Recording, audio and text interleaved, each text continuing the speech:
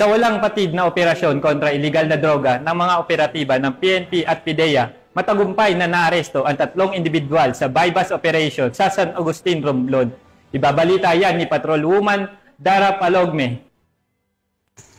Nasabat ng mga otoridad ang 3 katao sa ikinsang bypass operation na isinagawa ng pinagsanib na person ng Philippine Drug Enforcement Agency Romblon at San Agustin Municipal Police Station nitong Agosto 3, dakong alas 9:45 ng gabi sa sitio Kulikuli, Barangay Poblacion, San Agustin, Romblon.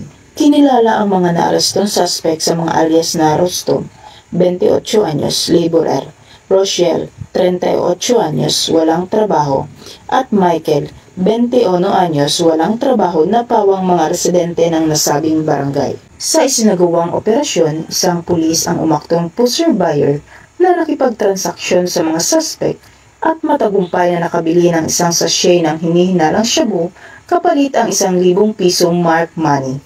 Bukod sa nabiling sachet, nakumpiska rin mula sa kanila ang siyang heat-sealed transparent plastic sachet at isang hindi selyadong sachet na naglalaman ng pinaghihinalaang shabu na may kabuuang timbang na humigit kumulang 6 na gramo.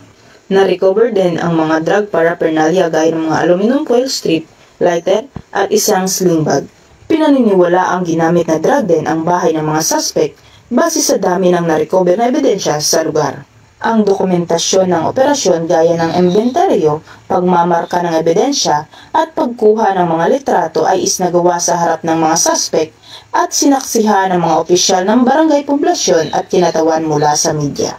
Ang 3 suspect ay kasalukuyang nasa kustodiya ng San Agustin Municipal Police Station at naaharap sa mga kasong paglabag sa Republic Act 9165 o ang Comprehensive Dangerous Drugs Act of 2002. Patuloy ang paalala ng Philippine Drug Enforcement Agency at ng lokal na pulisya sa publiko na makiisa sa kampanya kontra illegal na droga upang mapanatili ang katahimikan at kaayusan sa mga komunidad. Mula dito sa Calapan City, Oriental, Mindoro, ako ang inyong PNN correspondent, Patrolwoman Dara Palogme, alagad ng batas, tagataguyod ng balitang pulis.